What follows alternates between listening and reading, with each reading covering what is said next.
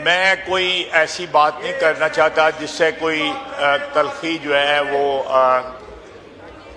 जो क्रिएट हो, या जो मैं अपना नुक्ता नज़र पेश करना चाहता हूँ उस नुक्ता नज़र का जो जिस्ट है वो ऐवान में बैठे हुए मेंबरों को तक न पहुँच सके।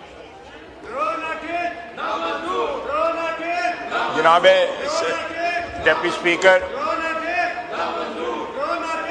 इस तरमीम के खिलाफ जो है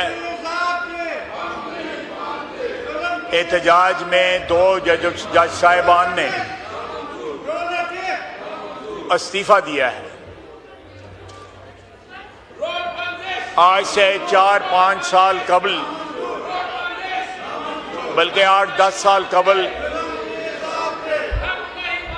मेरे कायद नवाज शरीफ को जब ओहदे से हटाने का प्रोसेस स्टार्ट हुआ तो मैं एक तारीख बताना चाहता हूं कि हमारे सुप्रीम कोर्ट के जज साहबान ने उस वक़्त के हुक्मरान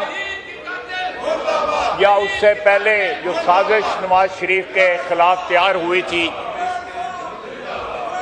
उस साजिश को अमली जामा पहनाने के लिए हमारी अदलिया ने क्या रोल जो है वो अदा किया।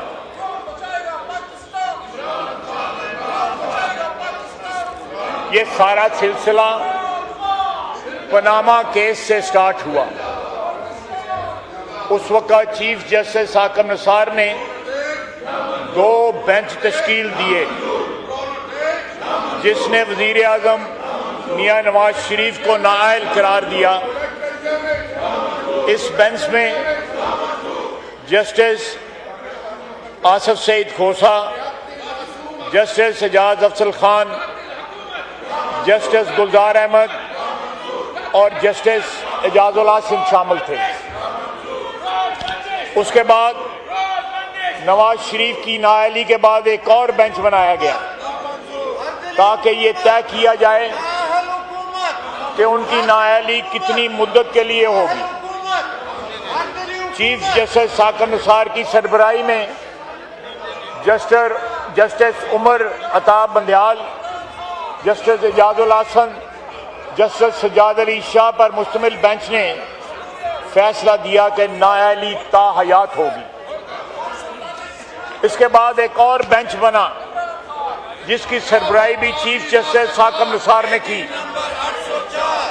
उसमें जस्टिस बंदयाल और जस्टिस एजाजुल आसन शामिल थे।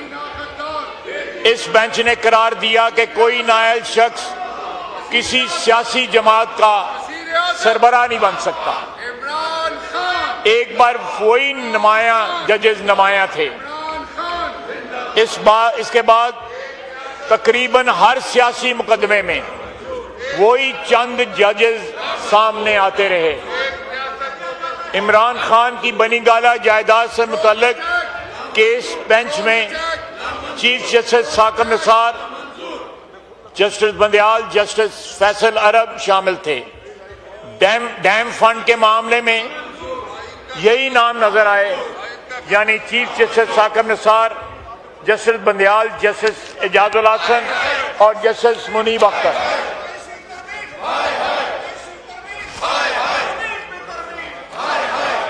सुओ मोटो इख्तियार लेने का मामला अदालत के सामने आया तो आज खुद नोटिस 20-21 किसके पास है। इस वक्त कायम मकाम चीफ जस्टिस बंदयाल की सरबराही में justice Ijazul Hasan, justice Munib Akhtar, justice Ali Mazhar, justice Amin Ahmed ने फैसला दिया कि आज खुद नोटिस लेने का फैसला सिर्फ चीफ जस्टिस के पास है।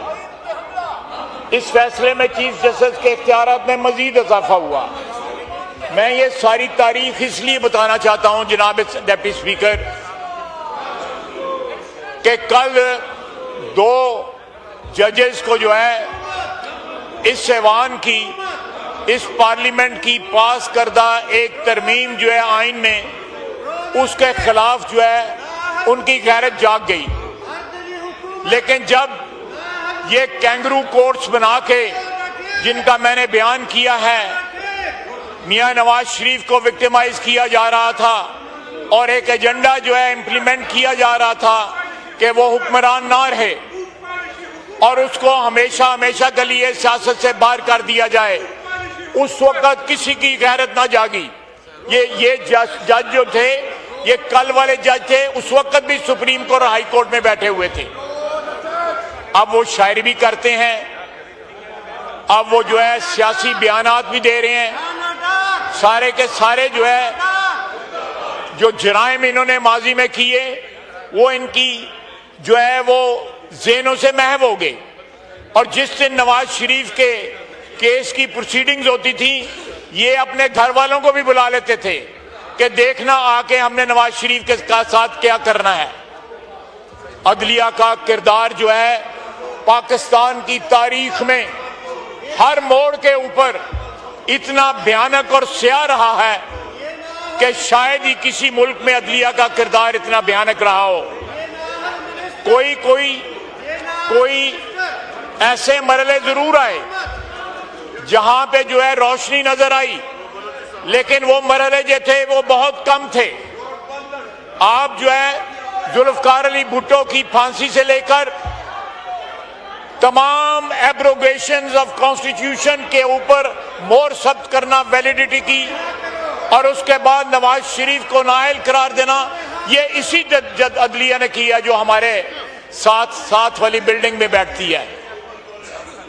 अगर आज अदलिया में इस पार्लियामेंट के दोनों ऐवानों ने एक तरमीम पास की है जिससे इसकी जो हैयत है आइन की वो दुरुस्त हुई है, एक रास्ते का तयन हुआ है, उस रास्ते के ऊपर चल के पाकिस्तान की आवाम को इंसाफ भी मिलेगा और आइनी जो इश्यूज जो हैं उनको भी सॉर्ट आउट जो है एक मुनसिफाना तरीके से किया जा सकेगा। मैं सिर्फ वतन मन्ना साहब के ऊपर रोशनी डालूंगा कि उनको जो जमहूरियत का या आइन की मोहब्बत का उबाल आया है, जनरल मुशर्रफ की कैबिनेट में वो सूबाई कैबिनेट में शामिल थे। उससे पहले उनके बुजुर्ग जो थे, उनकी वालदा साहबा, वो जनरल जिया साहब के वक्त जो है एक मार्शल लॉ के नीचे जो है वो बाकायदा जो है आप मजलिस शूरा और दूसरी जो हमारे जो गुनाह थे उनमें वो शामिल थी। लेकिन आज जो है इनका ज़मीर इसलिए जाग गया है कि इनकी जो इजारादारी है सुप्रीम कोर्ट पे, उस पे कदगन लगाई गई और आइन जो है उसकी बालादस्ती जो है उसको एस्टैब्लिश करने की इस ऐवान ने कोशिश की। जनाब डिप्टी स्पीकर,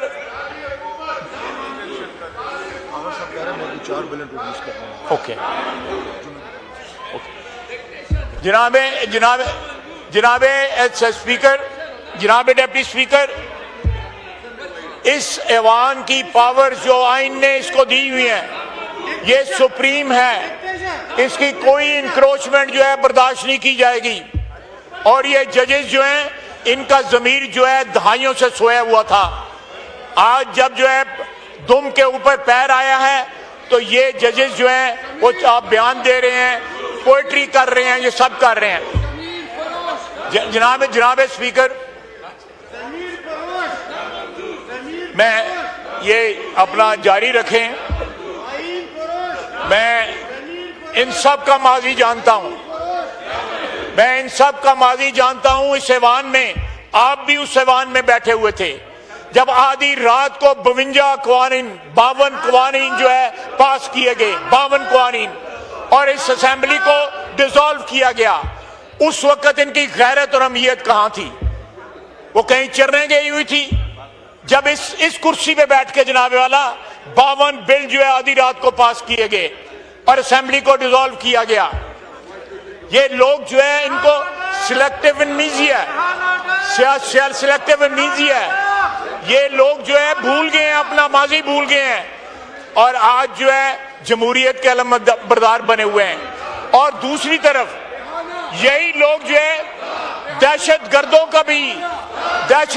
के तहफ़्फ़ुज़ देने वाले भी बने हुए हैं। जो लोग सरहद पार से आके हमारे यहाँ पे कत्लो गारत करते हैं, उनके साथ हमदर्दी का इजहार भी यही लोग करते हैं। ये पाकिस्तान के वफादार हैं या दहशत गर्दों के वफादार हैं, आइन के वफादार हैं या एक शख्स के वफादार हैं, ये इनको फैसला करना होगा। नहीं तो तारीख अपने फैसले कर देती है, वो किसी का इंतजार नहीं करती। ये मसला जो है इंशाअल्लाह ताला सेटल होगा, आहिस्ता आहिस्ता सेटल हो रहा है। ये अपना जो एहतजाज जारी रखे, मुझे उससे कोई फर्क नहीं पड़ता। मैं एक बात रजिस्टर कराना चाहता था, जनाबे डेप्टी स्पीकर, अब 2 धमाके हुए हैं। एक वाना में 655 चिल्ड्रन वर देयर। उसके बाद यहां पे एक शख्स ने आकर खुदकश धमाका किया, उसके सारे फैसिलिटेटर पकड़े गए हैं। सब कुछ पता लग जाएगा। इनके जुबान से एक जो है मुजम्मत का लफ्ज नहीं निकला।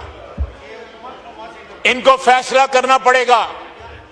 ये नारा लगाते हैं ना, खान नहीं तो पाकिस्तान नहीं, ये उसकी ट्रांसलेशन है, ये उसकी ताबीर है, उसकी तशरीह है।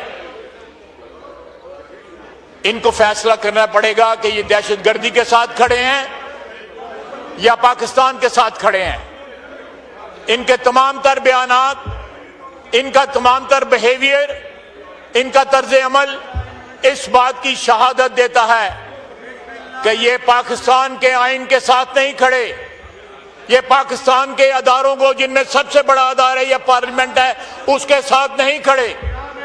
ये अपने मफादात के साथ खड़े हैं। ये चाहते हैं कि चोरी और डकैती का वही बाजार गर्म हो जो इमरान खान की हुकूमत के दौरान यहां पे गर्म था। वो और उसका पूरा टब्बर जो है डकैतों का टब्बर निकला। जितनी डकैती है उन्होंने की है, पाकिस्तान की 78 साल तारीख ने किसी ने इतनी डकैतियां नहीं की।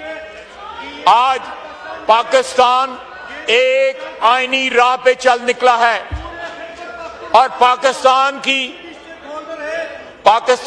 अफवाज जिस तरह पाकिस्तान की सरहदों की, पाकिस्तान की फिजाओं की, पाकिस्तान के पानियों की हिफाजत कर रही हैं, वो एक नई तारीख रकम कर रही हैं।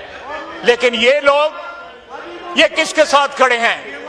ये बताएं, ये किसके साथ खड़े हैं? इनको ये बताना पड़ेगा, पाकिस्तानी आवाम को बताना पड़ेगा। अब देखें कितने लोग इनके साथ बैठे हुए हैं। ये 2.5 टोटरू जो हैं बस यही रह गए हैं और ये भी आधे खामोश बैठे हुए हैं। शोर इन्होंने मचा लिया है। और जब ये हुक्मरान थे, एक साहब कल टीवी पे कह रहे थे कि जी बड़ा जुल्म हो गया जी, इन्होंने, हमने 4 दिन जो लगाए हैं ये इस कानून को, इस आइन में तरमीम को पास करने के लिए, इन्होंने आधे घंटे के अंदर 52 जो है वो जो है उसको किया हुआ था, पास किया था।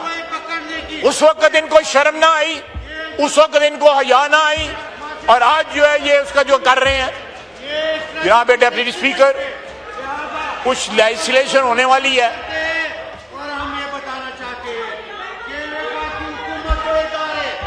लेजिस्लेशन होने वाली है। मैं वाइंड अप करता हूं, फिर लेजिस्लेशन हो जाए तो उसके बाद अगर आप इस्लाहत जारी रखेंगे तो मैं भी अपना जो है गुफ्तगू जारी रखूंगा। बहुत बहुत शुक्रिया।